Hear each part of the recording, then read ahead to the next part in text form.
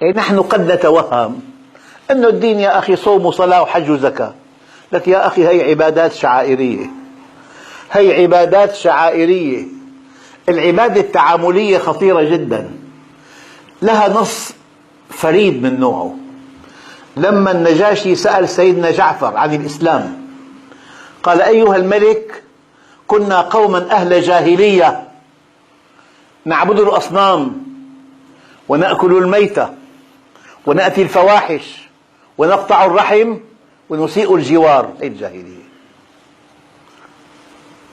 حتى بعث الله فينا رجلا نعرف أمانته وصدقه وعفافه ونسبه. إن حدثك فهو صادق، إن عاملك فهو أمين، إن استثيرت شهوته فهو عفيف. والنسب فوق كل هذا تاج. وأمرنا بصدق الحديث وأداء الأمانة وصلة الرحم وحسن الجوار والكف عن المحارم والدماء. هذا النص الدقيق جدا هو العبادة التعاملية. أخواننا الكرام، أتمنى على الله أن هذه الفقرة التي تلي الآن لعلها أخطر فكرة في هذا اللقاء الطيب. العبادات الشعائرية منها الصلاة والصيام والحج والزكاة والنطق بالشهادة. هذه العبادات الشعائرية على أنها فرائض لا تقطف ثمارها ولا تحقق أهدافها إلا إذا صحت العبادة التعاملية. يعني أنت بتقول 1,800,000,000 مسلم، ليست كلمتهم في الأرض هي العليا؟ وليس أمرهم بيدهم؟ وللطرف الآخر عليهم 1000 سبيل وسبيل، وقد يواجه هذا الدين حربا عالمية ثالثة. طيب، أين الخلل؟ أين الخلل؟ الانتماء الشكلي إلى الدين لا يقدم ولا يؤخر. طبعا لو الكعبة بصدر بيتك شيء رائع جدا، بس ما بتكفي. مصحف بالسيارة ما بيكفي، مسبحة بيدك ما بتكفي. منهج تفصيلي يبدأ من فراش الزوجية وينتهي بالعلاقات الدولية. افعل ولا تفعل، كسب مالك في تشريع، انفاق مالك في تشريع، اختيار زوجتك في تشريع، تربية أولادك في تشريع، اختيار حرفتك في تشريع، أصحابك، تمضية أوقات فراغك في تشريع. هذا منهج يدور معك حيث درت، يبدأ من أخص خصوصياتك وينتهي بالعلاقات الدولية. هذا الإسلام. هذا الإسلام لن تقطف ثماره إلا إذا أخذ من كل أطرافه. تختار عبادة لطيفة سهلة، أنا عامل 33 عمرة ما شاء الله، تركب طيارة، تروح على فندق، أكل درجة أولى، بتطوفها 7 أشواط، عملنا عمرة. هي ما كلفت شيء، كلفت مال فقط. أما يا ترى في غض بصر، في ضبط لسان، في ضبط عين، في ضبط دخل، ضبط انفاق؟ هي البطولة في منهج تفصيلي لا بد من أن تأخذ به. ولعل هذه الحقيقة مرة، وأنا والله سامحوني أنا أؤثر الحقيقة المرة لأنها عندي أفضل 1000 مرة من الوهم المريح. يعني إذا واحد معه شيك مزور ب1,000,000 دينار مثلا، إذا عرفه مزور بوقت مبكر وما أبرزه على المصرف، أفضل لما يتوهموا أنه صحيح ويقدموا ويحطوا 10 سنوات بالسجن. شو قوله؟ لازم تعرف دينك شو مستواه. ألا ترى معي أن وعود الله معطلة؟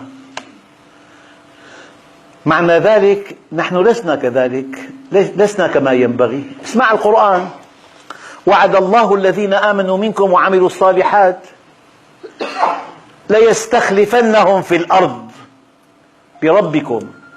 هل نحن مستخلفون في الأرض؟ لا والله، هذه الحقيقة المرة.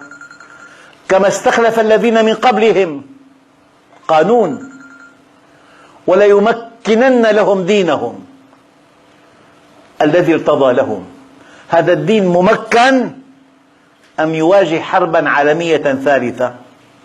هذه الحرب الثالثة كانت تحت الطاولة، اليوم فوق الطاولة جهارا نهارا. وليبدلنهم من بعد خوفهم أمنا يعبدونني.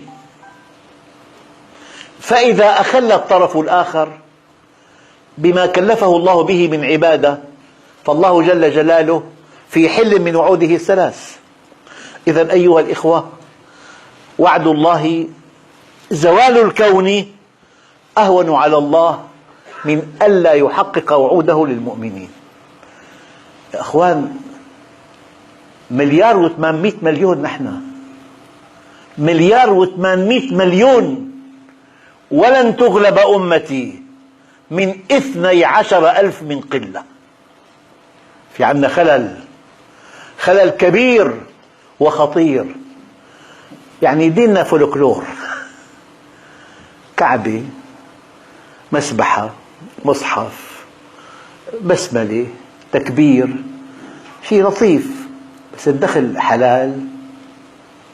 يعني إذا معمل مواد غذائية، في عندنا مادة غذائية إن وضعت فيها مادة مسرطنة بيبيض لونها بيرتفع سعرها.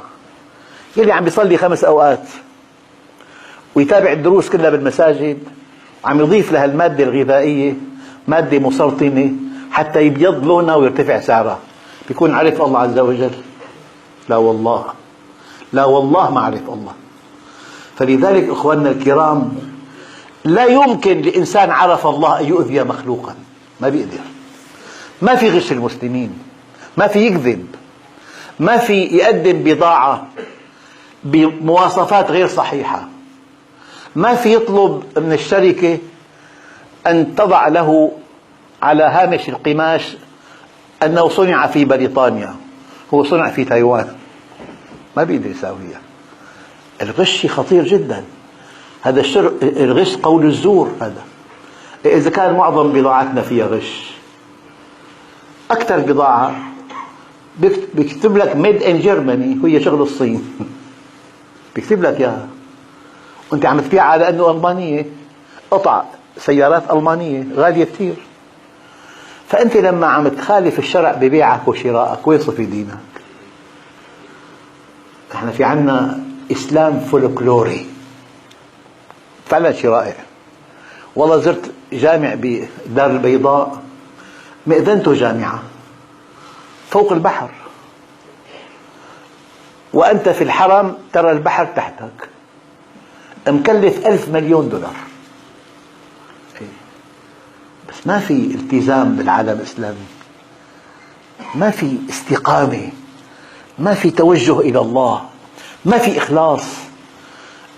العالم الإسلامي المفروض أن تكون بيوتنا جنة، مرأة مؤمنة وشاب مؤمن، في غض بصر، في ضبط لسان، ما في أشياء متفلتة بالبيت. لكن الوضع ليس كذلك. فنحن كأنه اكتفينا من الإسلام باسمه ومن القرآن برسمه.